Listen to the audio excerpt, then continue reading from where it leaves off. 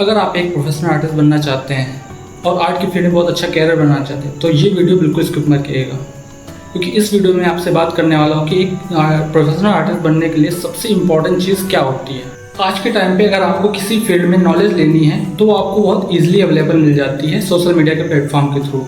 आप चाहे गूगल पे जाएँ या यूट्यूब यूज़ कर सकते हैं, सोशल मीडिया प्लेटफॉर्म यूज़ कर सकते हैं, हर जगह इन्फॉर्मेशन भरी पड़ी है। लेकिन वही चीज़ एक आर्ट लवर के लिए डिस्ट्रैक्शन का भी कारण बन जाती है, क्योंकि आर्ट की नॉलेज तो बहुत ज़्यादा जल्दी अवेलेबल हो जाती है, लेकिन दिक्कत यही होती है कि तरह तरह की चीज़ें वहाँ पे कोई कुछ और सिखा रहा होता है, कोई कुछ और सिखा रहा होता है, कोई है जो अदर मीडियम सिखा रहा है, कोई है जो कलर सिखा रहा है, कोई अलग अलग स्टाइल सिखा रहा है। हर एक इंसान कहीं ना कहीं अलग अलग चीज़ें सिखा रहा है। तो जब वो आर्ट लवर कोई देखता है और उसे सीखने की कोशिश करता है तो वो डिस्ट्रैक्ट हो जाता है। कभी कभी वो कुछ और करने लगता है, कभी किसी और मीडियम को पकड़ लेता है, कभी किसी और स्टाइल में काम करने लगता है। तो जब तरह तरह की चीज़ें करता है तो उसको एक वे नहीं मिल पाता है कि वो सही तरीके से किस चीज़ पे काम करेगा जिससे वो प्रोफेशनल आर्टिस्ट बन सकता है। और ये चीज़ बहुत ज़्यादा प्रॉब्लम है आज के टाइम पे इंडिया में, क्योंकि ये लोग जो आर्ट लवर्स हैं उनको बहुत ज़्यादा डिस्ट्रैक्ट कर रहा है।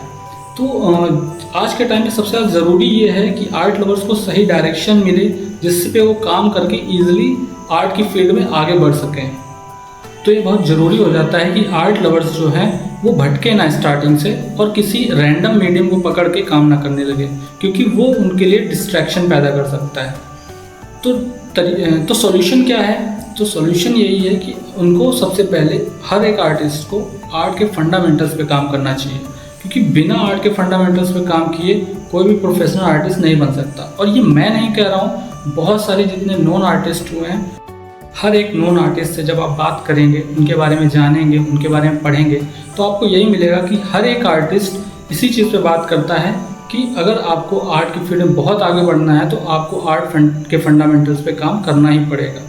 बिना आर्ट के फंडामेंटल्स पे काम किए आप आर्ट की फील्ड में बहुत आगे नहीं बढ़ सकते हैं। तो जो आर्ट के फंडामेंटल्स है ये एक तरह से आर्ट के बेस हैं। जैसे हर एक चीज़ का एक बेस होता है, क्योंकि बेस से ही वो चीज़ उसके बाद ऊपर लेवल तक जाती है। तो हर एक चीज़ का जैसे बेस होता है उसी तरीके से आर्ट के जो बेस है वो आर्ट के फंडामेंटल्स हैं। जब तक आप आर्ट के फंडामेंटल्स पे काम नहीं करेंगे तब तक आप आर्ट की फील्ड में बहुत ऊपर तक नहीं जा सकते हैं। जैसे मान लीजिए एक घर होता है, उसकी जो नींव होती है सबसे पहले भरी जाती है। अगर वो नींव ही बहुत कमज़ोर हो, उसके ऊपर आप बहुत कितना भी बड़ा महल बना लीजिए, वो रुकने वाला नहीं है, वो एक ना एक टाइम वो ढह जाएगा। तो सबसे पहले घर बनाने के लिए क्या चाहिए होता है? आपको एक अच्छी नींव बनानी होती है, उसका एक अच्छा बेस बनाना होता है। जब आप एक अच्छा बेस बना लेते हैं उसके बाद आप उस पर कितनी बड़ी बिल्डिंग खड़ी करते हैं वो मजबूती से खड़ी रहती है हर एक सिचुएशन में। तो उसी तरीके से आर्ट के फंडामेंटल्स जब आपके स्ट्रॉन्ग होंगे बहुत अच्छी तरीके से, तो आप कितना भी ऊपर चले जाएंगे फिर आपको कोई दिक्कत आने वाली नहीं है। लेकिन आपका आर्ट फंडामेंटल्स अच्छे नहीं हैं, आपका बेस मजबूत नहीं है, फिर आप ऊपर जाएंगे लेकिन कहीं ना कहीं हर एक जगह आपको इसी चीज़ की कमी खलेगी, क्योंकि आपके बेस मजबूत नहीं है आर्ट के फंडामेंटल्स के। एक एग्जांपल और ले लेते हैं, उसको आप लोग बहुत अच्छी तरीके से रिलेट कर सकते हैं। मान लेते हैं दो स्टूडेंट हैं स्कूल में और दोनों मैथ्स की प्रिपरेशन कर रहे हैं। तो एक स्टूडेंट है जिसने मैथ्स के जितने फॉर्मूलाज हैं उन सब चीज़ को रट लिया है, अच्छे से रिमाइंड कर लिया है, और जब एग्ज़ाम में वो लिख रहा है, पेपर दे रहा है, तो उसने मैथ्स के जो फॉर्मूलाज हैं उनके बेस पर सारे क्वेश्चंस को हल करके अच्छे खासे नंबर लेके आता है। और दूसरी जगह एक और स्टूडेंट है जिसने आर्ट के फॉर्मूलाज को रटे नहीं हैं, उसने आर्ट के फॉर्मूला कैसे डिराइव हुए हैं उनके बेस को समझा है, अच्छे से उस चीज़ को क्लियर किया है कि कैसे ये फॉर्मूला डिराइव हुआ है। अब इस तरीके से जैसे उसने बेस से लेकर के पढ़ाई करी है, वो भी जब मैथ्स का पेपर देता है तो उसमें अच्छे नंबर लेके आता है। लेकिन दोनों में अंतर क्या हो जाता है? मान लेते हैं जो पहला स्टूडेंट है उसके सामने कोई ऐसा क्वेश्चन फंस जाता है जो बहुत ट्रिकी है और घुमा करके पूछा है एग्जामिनर ने, तो उस सिचुएशन में वो फंस जाता है, क्योंकि उसको केवल फॉर्मूलाज याद हैं और अगर फॉर्मूला से एग्जैक्टली मैच क्वेश्चन नहीं मिलते हैं तो वो फंस जाता है और उस क्वेश्चन को टैकल नहीं कर पाता है। लेकिन वहीं जो दूसरा स्टूडेंट है जिसने बेस पे काम किया है कि फॉर्मूला डराइव कहाँ से हुआ है, कैसे कैसे उस चीज़ पे आगे बढ़ करके वो फॉर्मूला आया है, तो जब वो स्टूडेंट के सामने क्वेश्चन आएगा, कैसा भी ट्रिकी क्वेश्चन, वो समझ जाएगा कि ये क्वेश्चन हमको कैसे सॉल्व करना है। तो दोनों स्टूडेंट में अंतर क्या था? दोनों स्टूडेंट में अंतर यही है कि एक ने ऊपरी ऊपरी बस काम किया है, उन फॉर्मूलाज को रट लिया है बस नंबर लाने के लिए।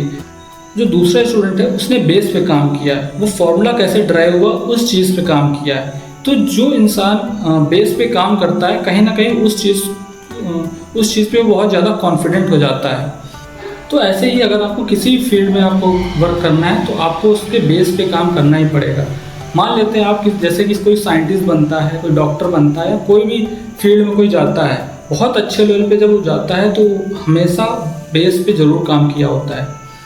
मान लेते हैं एक एग्जांपल लेते हैं कि एक इलेक्ट्रीशियन है, वो जो इलेक्ट्रिक का सारा काम जानता है, वायरिंग वगैरह सारी चीज़ें वो खुद करता है आके आपके घरों में। तो क्या आपने ऐसे लोगों को देखा है जो इलेक्ट्रीशियन है और उसने कोई इवॉल्व की हो, खुद से इन्वेंशन करी हो?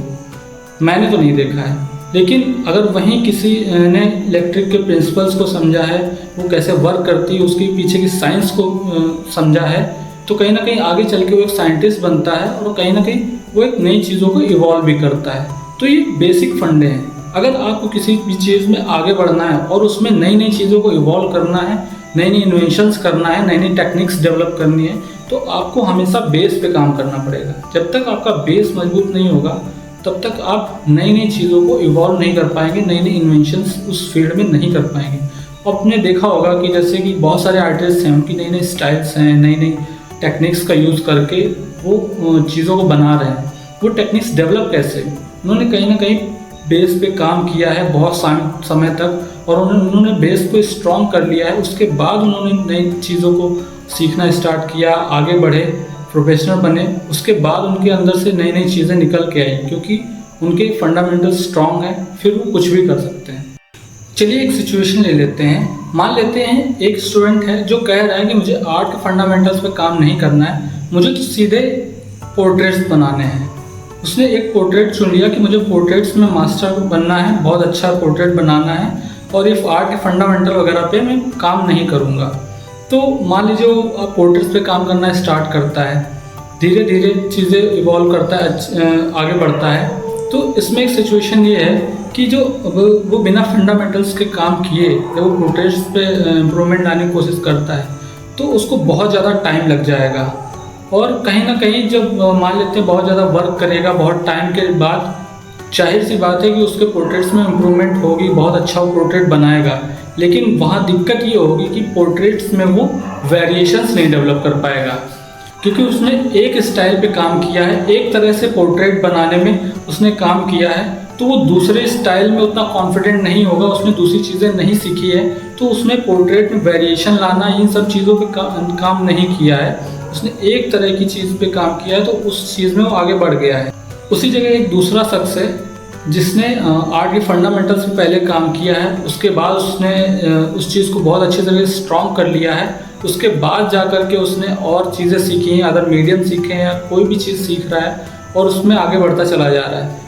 उस सिचुएशन में क्या होगा, उसने आर्ट के फंडामेंटल्स पे काम किया है तो उसको पता है कि कहाँ पे क्या चीज़ें होनी चाहिए, कहाँ पे क्या होती है, क्योंकि आर्ट के फंडामेंटल्स हर जगह काम करते हैं। चाहे वो एब्स्ट्रैक्ट आर्ट हो, चाहे वो पेंटिंग हो, चाहे वो पोर्ट्रेट्स हो, किसी भी चीज़ में आर्ट के फंडामेंटल्स हर जगह हैं। तो अब वो हर एक मीडियम में उतना ही कॉन्फिडेंट रहेगा, चाहे वो किसी भी तरीके का मीडियम हो, चाहे वो कोई स्टाइल हो, कुछ भी हो, हर एक चीज़ में उतना कॉन्फिडेंट रहेगा और वो उस चीज़ को कर लेगा।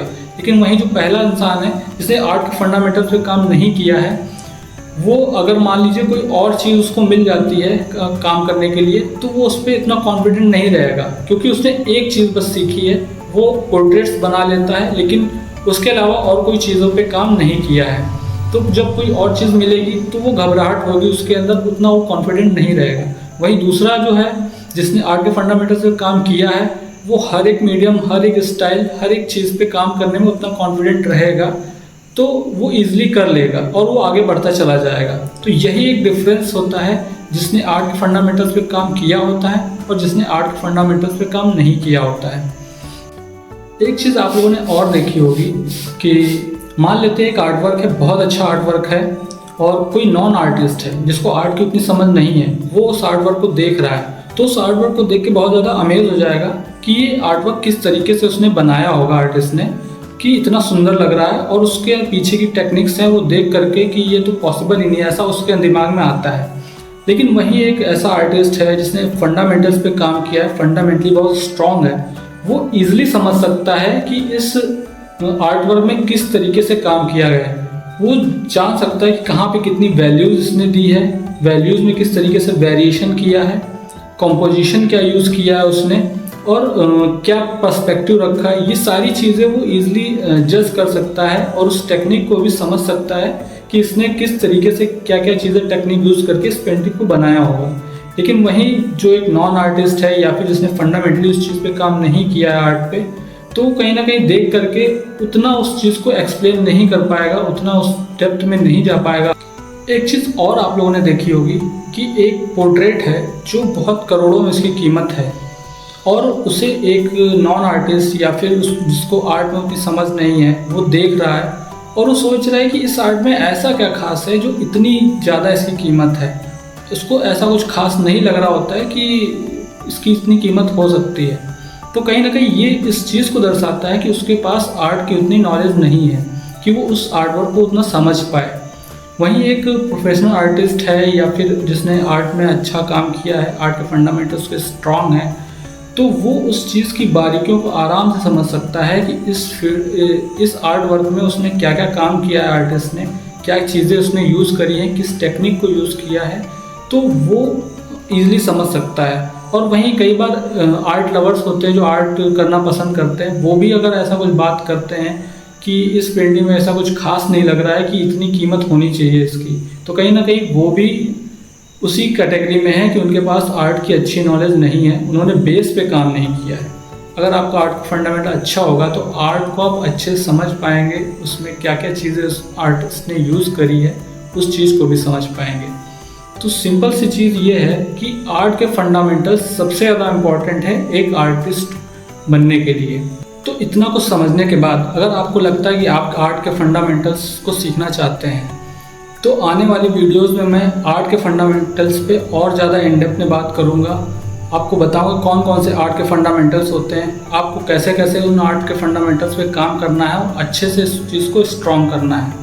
तो अगर आप मिस नहीं करना चाहते आने वाली वीडियोस, तो मेरे चैनल को सब्सक्राइब कर लीजिए और बेल आइकन को भी दबा दीजिए, जिससे आने वाली वीडियोस आपको नोटिफाइड हो जाए।